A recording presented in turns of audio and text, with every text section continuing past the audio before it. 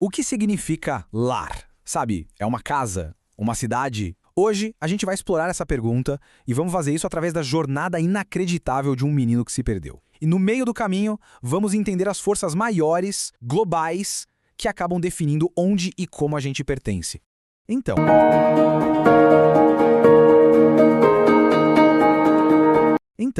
para começar, essa pergunta, que é universal, né? O que é um lar? É um lugar que a gente acha num mapa? É um sentimento? Ou talvez uma coleção de memórias? É isso que a gente vai investigar junto. Bom, olha só o nosso roteiro. A gente começa com a memória de um doce, que nos leva para o conceito de diáspora. Depois, a gente explora o que é se integrar numa nova cultura. Dá uma olhada nas leis que formam famílias que cruzam fronteiras, para no final voltar para o ponto de partida. Nossa história começa com um momento que, olha, parece coisa de filme, mas é real. Dolorosamente real. É a história de Saru Brierley. A busca dele por um lar começou exatamente no dia em que ele o perdeu. Imagina a cena: ter só 5 anos de idade, dormir num vagal de trem e acordar completamente sozinho, a uma distância que a gente nem consegue conceber de tudo o que se conhece. Foi desse jeito que a Odisseia do Saru começou, um evento que simplesmente o jogou num mundo totalmente desconhecido. Sozinho em Calcutá, o Saru enfrentou perigos que nenhuma criança deveria sequer imaginar. A sobrevivência dele o levou a um orfanato, que foi um porto seguro, sim, mas um porto seguro temporário, que na verdade o afastou ainda mais de suas origens. E aí, o destino dá uma virada daquelas. Saru é adotado por um casal super amoroso na Austrália. Ele recebe cuidado, segurança, uma nova família. Ele encontrou um novo lar de fato.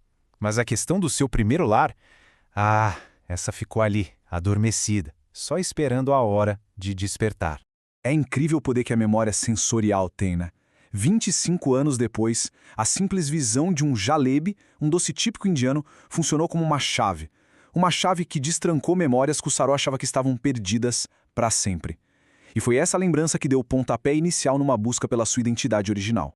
E essa sensação, sabe, de estar preso entre dois mundos, a Austrália e uma Índia quase esquecida, é uma experiência que milhões de pessoas compartilham. E existe um nome para isso. Um conceito que ajuda a gente a entender a jornada do Saru. O termo é diáspora. A palavra vem do grego, significa dispersão, e ela captura perfeitamente essa tensão entre não ter mais raízes e, ao mesmo tempo, querer criar novas. É viver num lugar, mas carregar as memórias e a cultura de outro, o que cria uma espécie de entre-lugar. E aqui está o ponto central de tudo. Não importa a distância ou quão bem alguém se adapte, a ideia do lar original fica ali, como uma âncora emocional. É a fonte tanto da saudade quanto dessa busca por identidade.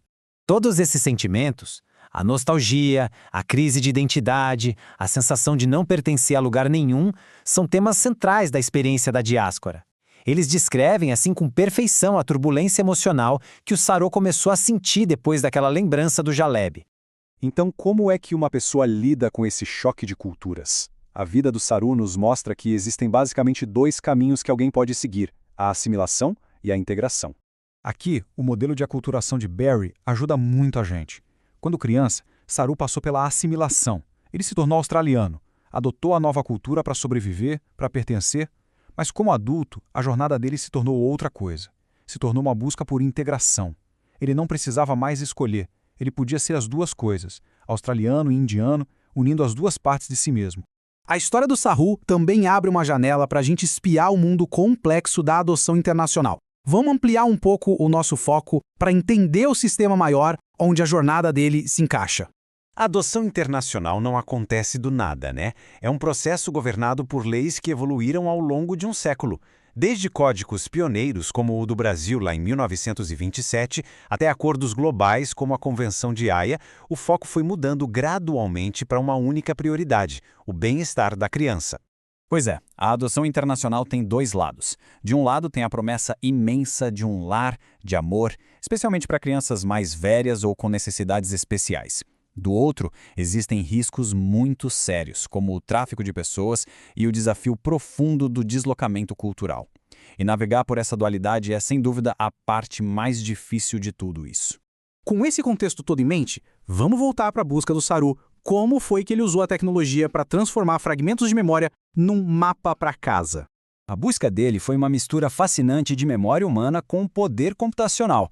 Usando o Google Earth, ele passou anos vasculhando o mapa, tentando combinar as imagens de satélite com aquelas lembranças vagas da sua mente de 5 anos.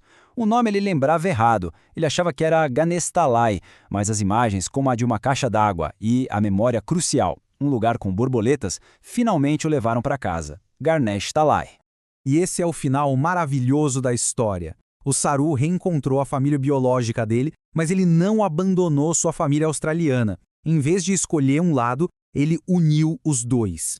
Ele mostrou pra gente que o lar não precisa ser um único lugar, mas uma identidade híbrida construída a partir de todas as partes da nossa jornada. Isso nos traz de volta à nossa pergunta lá do começo. A jornada do Saru sugere que o lar é as duas coisas.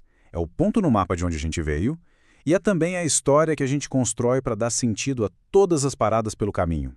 E talvez essa história seja a parte mais importante de todas.